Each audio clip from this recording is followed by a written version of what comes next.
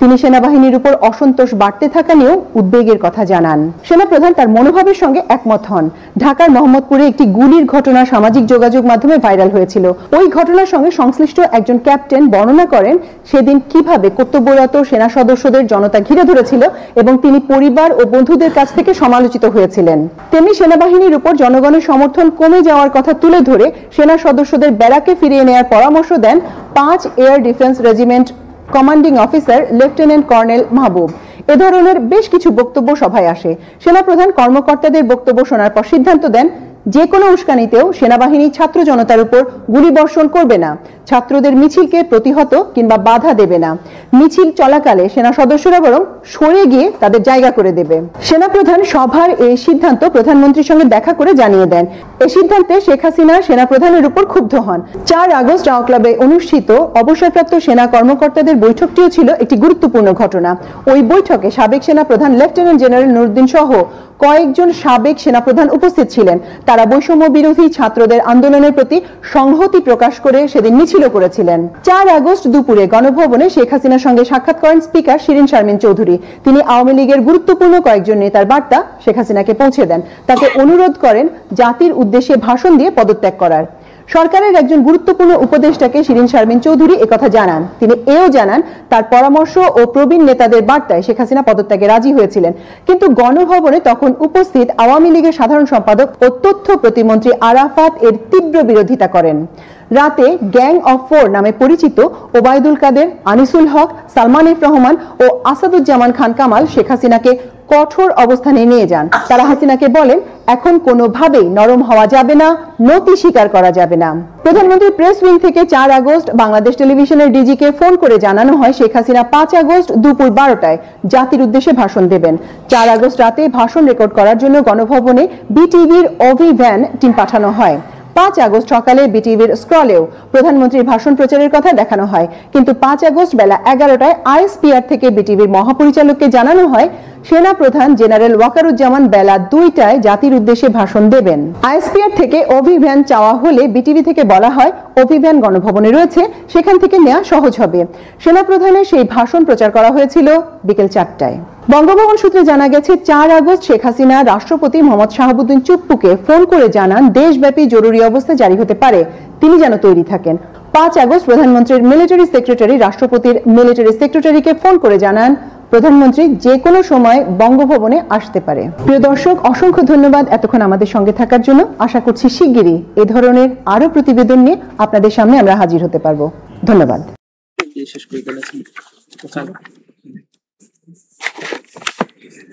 মালারা এখন এইটার সাথে সিমিলার একটা নিউজ আছে। এটা হচ্ছে ডকুমেন্ট তথ্যসূত্র দালালিক প্রমাণ 5ম খণ্ড পৃষ্ঠা 1806 প্রথম আলোর একটা রিপোর্ট। শেষ সময়েও বল প্রয়োগ করে থাকতে চেয়েছিলেন শেখ হাসিনা। শেষ সময়ে অতিরিক্ত বল প্রয়োগ আরও রক্তপাতের মাধ্যমে ক্ষমতা ধরে রাখতে চেয়েছিলেন শেখ হাসিনা। দেশ ছাড়ার আগে গতকাল সোমবার সকাল 10:30 থেকে 1 ঘন্টা রাষ্ট্রীয় বিভিন্ন বাহিনীর শীর্ষ কর্মকর্তাদের চাপ দিয়েছিলেন তিনি। তবে পরিস্থিতি একেবারেই নিয়ন্ত্রণের বাইরে, সেটা তিনি কিছুতেই মানতে চাচ্ছিলেন না। পরে পরিবারের সদস্যরা সহ তাকে বোঝানোর পর পদত্যাগে রাজি হন। এরপর দ্রুততম সময়ে পদত্যাগ করে সামরিক হেলিকপ্টার করে গোপনে বোন শেখ রেহানা সহ সঙ্গে নিয়ে দেশ ছাড়েন। একাধিক সূত্র থেকে জানা যায় শেখ হাসিনা ক্ষমতা ছাড়ার শেষ 4 ঘন্টায় একটা বিবরণ পাওয়া গেছে। সর্বশেষ পাওয়া তথ্য অনুযায়ী ভারতের ত্রিপুরা রাজ্যে আগরতলা হয়ে দিল্লি পৌঁছেন তিনি। সেখান থেকে তার যুক্তরাজ্য যাওয়ার সম্ভাবনা রয়েছে। দলীয় অস্ত্রধারী কর্মীদের নামিয়ে গত রোববার দিনভর সারা দেশে ব্যাপক সংঘাত প্রাণহানি ঘটানোর পরও ছাত্র জনতার আন্দোলন সামাল দিতে পারেননি শেখ হাসিনা। যদিও পরিস্থিতি উপলব্ধি করতে পারে রোববার রাতেই শেখ হাসিনাকে তার একজন উপদেষ্টা সহ কয়েকজন নেতা বোঝানোর চেষ্টা করেন। তারা সেনাবাহিনীর কাছে ক্ষমতা হস্তান্তরের পরামর্শ দেন বলে জানা গেছে, তবে তা তিনি মানতে চাননি। বরং সোমবার থেকে কারফিউ আরো কড়াকড়ি করতে বলেন। ভোর থেকে কারফিউ কড়াকড়ি করার উদ্যোগ নেওয়া হলেও সকাল 9টার পর বিভিন্ন স্থানে আন্দোলনকারীরা কারফিউ ভেঙে নামতে শুরু করেন। 10টা নাগাদ ঢাকার বিভিন্ন স্থানে জমায়েত হয় লোকজন। বিভিন্ন বাহিনীর উচ্চ পর্যায়ের একাধিক সূত্র বলেছে সকাল 10:30টার দিকে 3 বাহিনীর প্রধান ও পুলিশের মহাপরিদর্শক আইজিপি প্রধানমন্ত্রীর বাসভবন গণভবনে ডাকা হয়। নিরাপত্তা বাহিনী কেন পরিস্থিতি সামাল দিতে পারছে না সেটার জন্য ক্ষোভ প্রকাশ করেন। আন্দোলনকারীরা আইন শৃঙ্খলা রক্ষাকারী বাহিনীর সাজোয়া যানে উঠে লাল রং দিয়ে দিচ্ছেন, সামরিক যানে পর্যন্ত উঠে পড়ছেন। এরপরও কেন তারা কঠোর হচ্ছে না সেটা নিয়ে ক্ষোভ প্রকাশ করেন তিনি। তাছাড়া বিশ্বাস করেন তাছাড়া বিশ্বাস করে এই শীর্ষ কর্মকর্তাদের পদে বসেছেন সেটাও তিনি উল্লেখ করেন। এক পর্যায়ে শেখ হাসিনা আইজিপি কে দেখিয়ে বলেন তারা তো বেশ ভালো কাজ করছে। তখন আইজিপি জানান পরিস্থিতি যে পর্যায়ে গেছে তাতে পুলিশের পক্ষে আরো বেশি সময় এরকম কঠোর অবস্থান ধরে রাখা সম্ভব নয়। ওই সময় শীর্ষ কর্মকর্তাদের পক্ষ থেকে বোঝানোর চেষ্টা করা হয় বল প্রয়োগ করলে এই পরিস্থিতি সামাল দেওয়া যাবে না, কিন্তু শেখ হাসিনা সেটা মানতে চাচ্ছিলেন না। তখন কর্মকর্তারা শেখ রেহানা সঙ্গে আরেক পক্ষে আলোচনা করেন, তাকে পরিস্থিতি জানিয়ে শেখ হাসিনাকে বোঝাতে অনুরোধ করেন। শেখ রেহানা এরপর বড় বোন শেখ হাসিনার সঙ্গে আলোচনা করেন, তিনি ক্ষমতা ধরে রাখতে অনড় থাকেন। এক পর্যায়ে বিদেশে থাকা সজীব অজেদ জয়ের সঙ্গে ফোনে কথা বলেন এক শীর্ষ কর্মকর্তা। এরপর জয় তার মায়ের সাথে কথা বলেন, তারপর শেখ হাসিনা পদত্যাগে রাজি হন। তখন তিনি একটা ভাষণ রেকর্ড করতে চান জাতির উদ্দেশ্যে প্রচারের জন্য। ততক্ষণে গোয়েন্দা তথ্য আসে বিপুল সংখ্যক ছাত্র জনতা শাহবাগ এবং উত্তরা থেকে গণভবন অভিমুখে রওনা হয়েছে। দূরত্ব বিবেচনায় 45 মিনিটের মধ্যে শাহবাগ থেকে গণভবন আন্দোলনকারীরা চলে আসতে পারে বলে অনুমান করা হয়। ভাষণ রেকর্ড করতে গেলে গণভবন থেকে বের হওয়ার সময় নাও পাওয়া যেতে পারে। এই বিবেচনায় শেখ হাসিনাকে ভাষণ রেকর্ডের সময় না দিয়ে 45 মিনিট সময় বেঁধে দেওয়া হয়। এরপর ছোট বোন রেহানাকে নিয়ে তেজগাঁওয়ের পুরনো বিমানবন্দরে হেলিপ্যাডে আসেন শেখ হাসিনা। সেখান থেকে তাদের কয়েকটি লাগেজ উঠানো হয়। তারপর বঙ্গভবনে যান, যদিও এটা সঠিক না। সেখানে পদত্যাগের আনুষ্ঠানিকতা শেষ করেন। আড়াইটার দিকে সামরিক হেলিকপ্টার করে ছোট বোন সহ ভারতের উদ্দেশ্যে উড্ডয়ন করেন। জানা গেছে হেলিকপ্টারটি ভারতের আকাশে প্রবেশের পর কিছুক্ষণ উড্ডয়ন করে, পরে আগরতলায় বিএসএফ এর একটি হেলিপ্যাডে অবতরণ করে, তারপর দিল্লি যান বলে ভারতীয় গণমাধ্যমে বের হয়েছে। এটা মনে হয় আর পড়ার দরকার নেই। এটা হচ্ছে শেষ সময়ের চিত্র, পেয়েছ? আচ্ছা, এবং শেষ সময়ের আচ্ছা বাজে দাও না, এখানে দাও। একই জিনিস ছিল দরকার না, একই জিনিস না ম্যালেট। এটা হচ্ছে যে শেষ সময়ে পালিয়ে যাওয়ার আগ মুহূর্তে শেখ রেহানা যে বলা হলো বারবার, শেখ রেহানার সাথে কি কথোপকথন হচ্ছিল সালমান এফ রহমানে, সেটা আমরা একটু শুনিয়ে দিতে চাচ্ছি।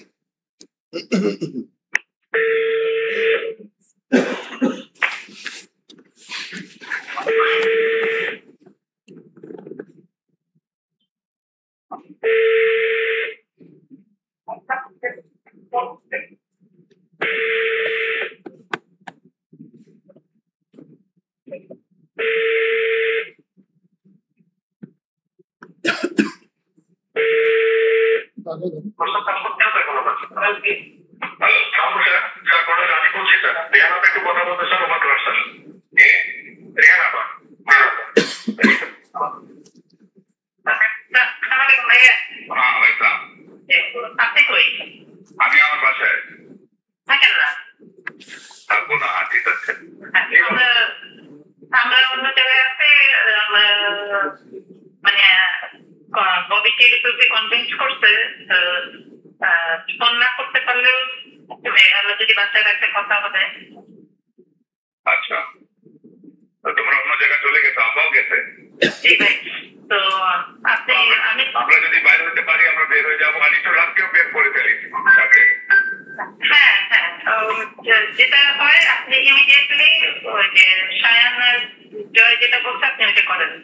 ঠিক আছে, এক সেকেন্ডও দেরি করেন না, কারণ শম্পার বাসায় গেছে, ফটো তুলছে এবং চারিদিকে মানে সাদা ঝোপা পড়া দাঁড়িয়ে এই আছে। মানে যত তাড়াতাড়ি সম্ভব।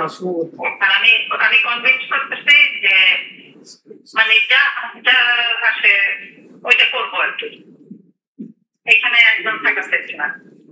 আচ্ছা ঠিক আছে, তাহলে ও কি বলবে? মার্শাল কি বলতেছে না সে? ওইগুলো এখন কাম দেন না, ইউ শুড লিভ ইমিডিয়েটলি। জি ভাই, আপনি আমাদের দোয়া করেন। ঠিক আছে, শেষ মুহূর্তে জিজ্ঞাসা করছে মার্শাল্লাহ কি ডিক্লেয়ার হচ্ছে না, বলছে এগুলো এখন আর কান দিয়ে না, এখন পালান যেখানে আছেন। শেষ মুহূর্ত পর্যন্ত চেষ্টা করা হয়েছিল মার্শাল্লাহ জারি করে যে কোনো উপায়ে টিকে থাকার জন্য। So that's all from today.